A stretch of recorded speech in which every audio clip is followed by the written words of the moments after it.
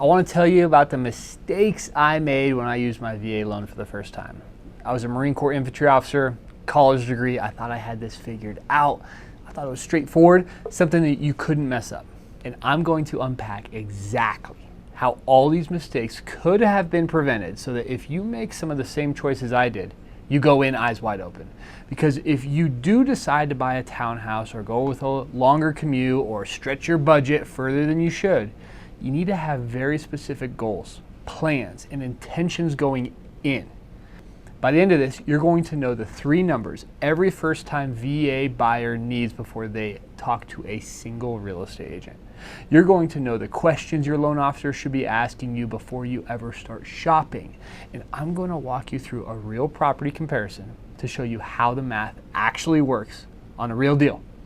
Let's get into it.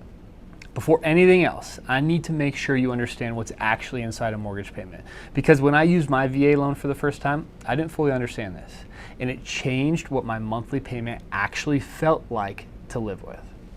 A mortgage payment has up to 5 parts. The acronym for this is PITI. Principal and interest, that's the part that pays down your loan and covers the cost of borrowing. Property taxes, collected monthly and held in escrow. When I used my first VA loan, I didn't even realize that taxes were included in the mortgage. Then there's homeowners insurance, also collected monthly and held in escrow. And then finally, HOA fees, if applicable. This one is the one that gets people. If you buy into a townhouse or condo community without understanding HOA fees, you get hit with $300 to $700 per month in fees that do absolutely nothing to pay down your principal. Not $1 goes toward your loan. It's just a cost of being in that community. I want you to know all 5 of these before you ever agree to a payment number with your loan officer. Mistake 1, I was focused on the interest rate instead of the monthly payment and what it was going to allow me to do with the rest of my financial life. The rate is one variable.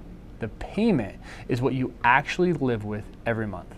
I should have started with what I could afford to pay and still give, save, go on dates, and live the life I wanted to live. I didn't. I started with the rate and worked backward, and that approach costed me. Mistake number 2, I bought a townhouse without thinking carefully about my timeline or having a real plan for that property. I've owned my townhouse for about 4 years now. I have renters in it, and I'm breaking even, sometimes making money on cash flow. I want to be clear, it's still an asset. Someone is mostly paying for it. I get to write off the depreciation and interest on my taxes, and it will eventually appreciate significantly. But I want you to be prepared. You're probably not going to make money off a townhouse for a while. If you plan to rent it at some point, you need to go in knowing you might just break even or occasionally put a little money in just to have somebody live there.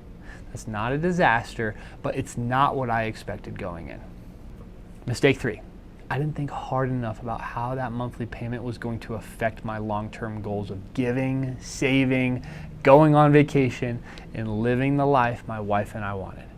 The payment felt fine on day 1, but between the HOA, the maintenance costs, and everything else that shows up after closing, it changed the picture. Make sure you run these real numbers before you come in. Real quick, if you're a veteran and you feel like somebody talked over your head, didn't really explain your VA loan clearly, or made you feel like you weren't going to be able to use the benefit you earned, you might just need a better game plan. If you want help building an action plan or just want to understand how to better use your VA loan benefit, reach out to me directly. Jump in the comment section. You'll see my email, my phone number, and my website. We'll get on a call, figure out your specific situation, and get you moving towards closing.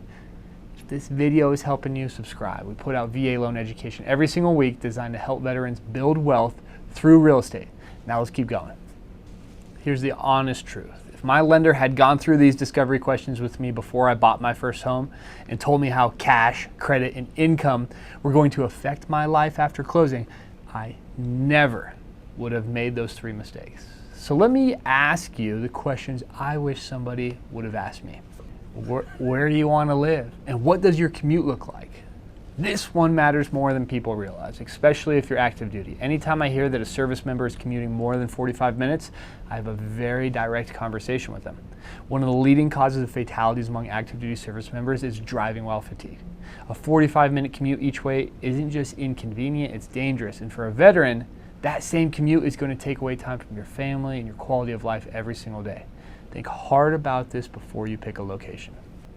This is a question I didn't answer honestly with myself, and it cost me. If you're moving in less than 3 years, this is probably not your time to buy.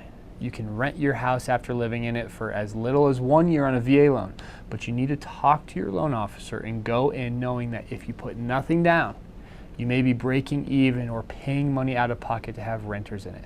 If you're okay with that and your income supports it, fine. But you need to know that reality before you close.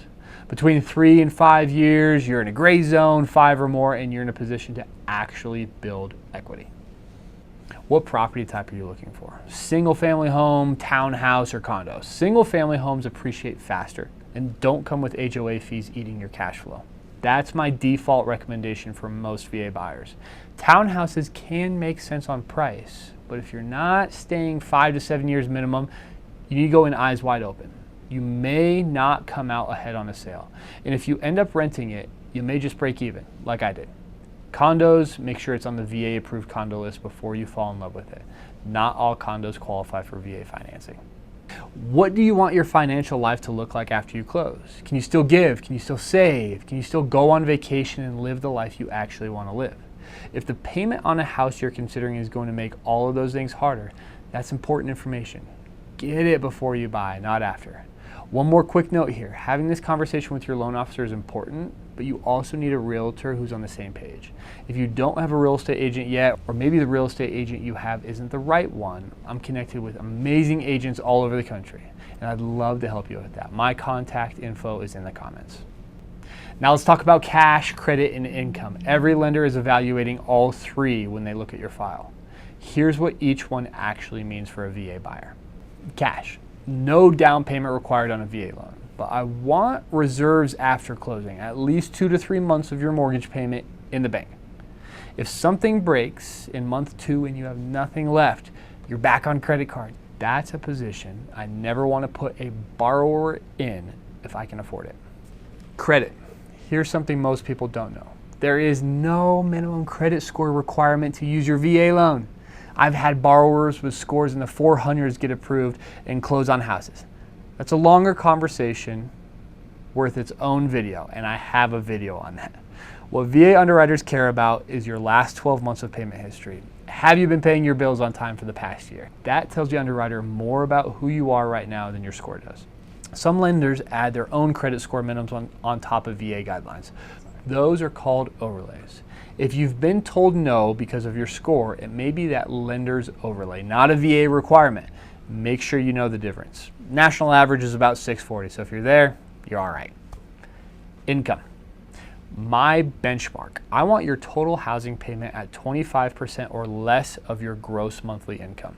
That's principal, interest, taxes, insurance, and HOA all included. At or under 25%, and you have breathing room to live the life you want to live after you close.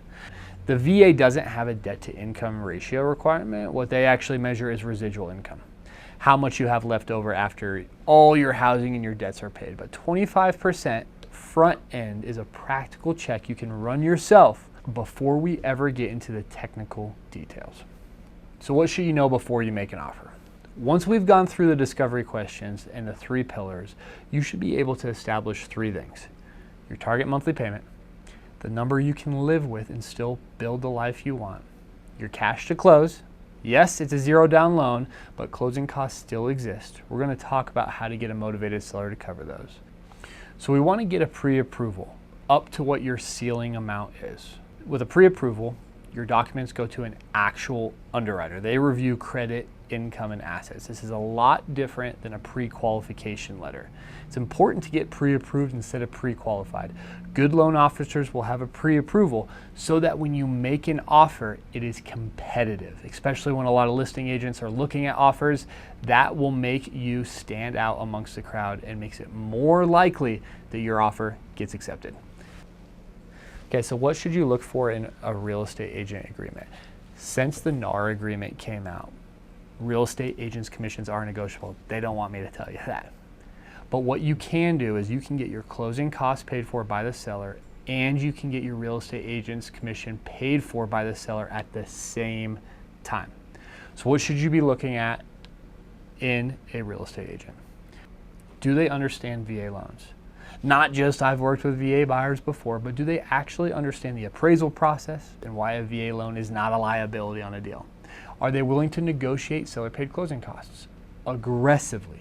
This is a skill. Not every agent knows how to structure an offer that gets you what you need without killing the deal. Do they communicate quickly?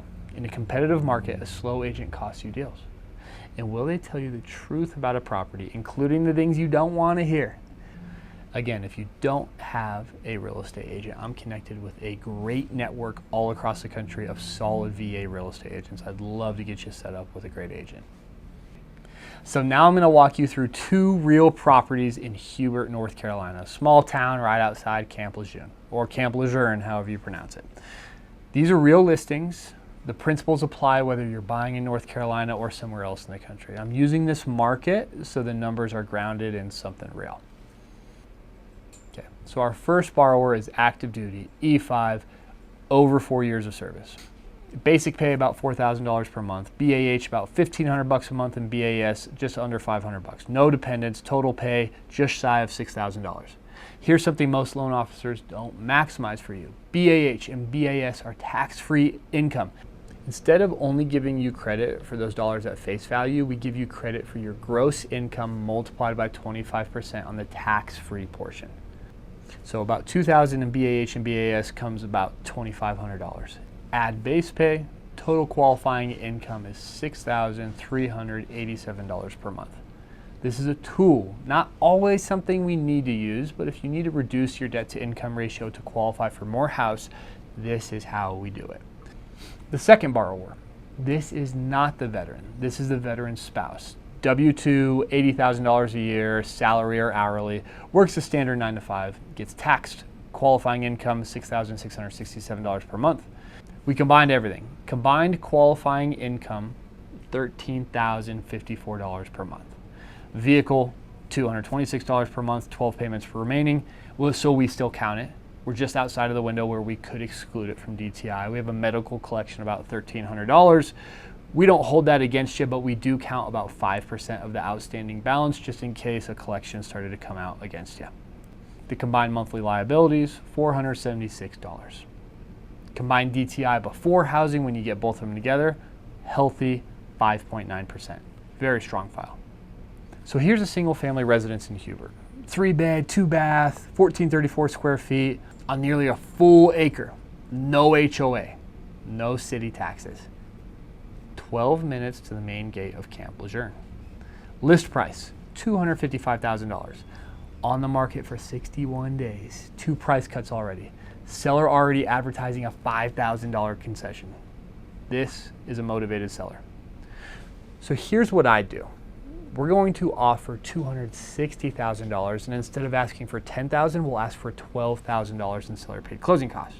We increase the purchase price by $5,000, and we're asking for $12,000 in seller credits, which is $7,000 more than they're advertising. But here's the thing. You have the leverage right now. This house has been sitting for 61 days with 2 price cuts, and the seller is already offering money.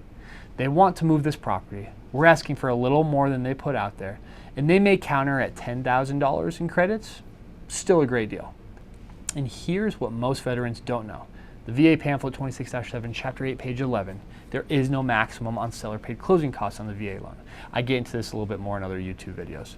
The seller can cover every dollar of your closing costs if they're willing. That is not true on conventional loans. A motivated seller on a house that's been sitting for 2 months is exactly when you use this. One more thing worth noting. Even with a VA funding fee financed into your loan, the VA loan is still the best loan program available to you. Your monthly payment is going to be lower than any FHA or conventional alternative. And if you're a veteran with 10% or greater VA disability rating, you don't pay a funding fee at all. So don't be scared by the VA funding fee. So here's a payment estimate on that single family home at $260,000, 0 down, funding fee financed in the loan amount, approximately $265,600. Principal and interest in the 1510 to 16 and 20 range at current market rates. Property taxes approximately $117 per month. Homeowners insurance approximately $100 to $120. Total payment $1,730 to $1,860 per month. No HOA.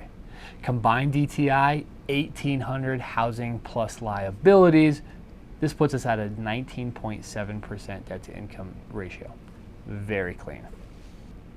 Second property, an N-unit townhouse, also in Hubert, 2-bed, 3-bath, 1,224 square feet. List price, $185,000, just outside the 172 gate, N-unit. That's the best kind of townhouse to buy. More privacy, more light, better resale than an interior unit. HOA, $974 annually and about $81 per month, which is actually on the lower end for a townhouse. But I already told you what I think about townhouses, and I'm speaking from experience. If you're not planning to stay 5 to 7 years, go in eyes wide open. You may end up renting it out and just breaking even on cash flow, like I am. It's still an asset. Someone is mostly paying for it. You get to write off depreciation and interest, but you need to be prepared that you're probably not going to make money off it for a while. At $185,000, zero down, loan amount after funding fee, approximately $188,800. Principal and interest, $1,100 to $1,150. Property taxes, $73. Homeowners insurance, $80. HOA, $81. Total payment, approximately $1,334 to $1,384 per month. Combined debt to income ratio brings us at a lower debt to income ratio, about 16.3%. So which one would I choose? Here's the thing. What we see with both of these houses is that they both fall well under the 25% housing payment. Both are within budget. Both leave this couple plenty of room to give, save, and go on vacation. These are both great payments. So if both work financially, which one would I choose? You probably already know. I'm going to go with the one that appreciates more, the single family home on the larger lot. It's going to be more desirable to rent out down the road if they ever need to. It's going to cash flow sooner if they do rent it out, and it's going to appreciate faster than the townhouse. Better long-term position, same affordable payment. That's the one I'd push this couple toward, assuming their timeline supports staying long enough to make the most of it. So let's go over what we covered today. A mortgage payment has up to 5 parts: principal, interest, taxes, and insurance, and HOA. Pity. Know all 5 before you agree to a number. 3 mistakes I made: focus on rates instead of payment. Bought a townhouse without a real plan for my timeline. It didn't anchor my purchase to my long-term financial goals. If my lender had asked me the discovery questions I just walked you through, commute, timeline, property type, post-closing financial goals, I never would have made those mistakes. Make sure your loan officer is having this conversation with you, and make sure your real estate agent is on the same page. Cash credit and income. No minimum credit score on a VA loan. Underwriters care most about the last 12 months of payment history. Keep housing at 25% or less of gross monthly income. Gross up your BAH and BAS. Medical collections don't require payoff, and count 5% of that balance towards your DTI. No maximum seller paid closing costs. Offer $260, ask for $12K in credits, use your leverage on a motivated listing. VA loan is the best loan program, even with the funding fee. And if you have 10% or greater disability rating, you don't pay one at all. When the payments are close and both fall within the budget, go with the property that appreciates more and positions you better long term.